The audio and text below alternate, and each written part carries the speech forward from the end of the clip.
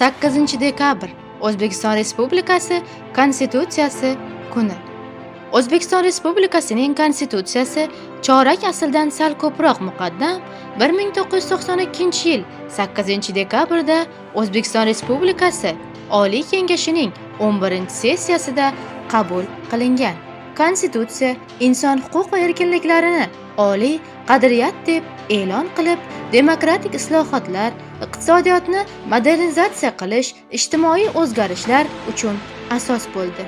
Bu millatlararo tinchlik va totuvlikni mustahkamlash, tarixiy, madaniy an'analarni rivojlantirishga xizmat qilmoqda.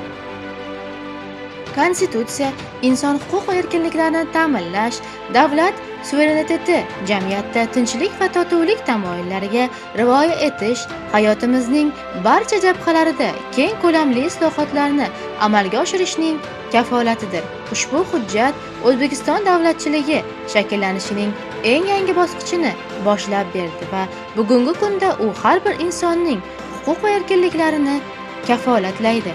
Konstitutsiya kuni erkin va kuchli davlat ramzi, mamlakat taraqqiyoti va har bir insonning hayot sifatini oshirish poydevoridir.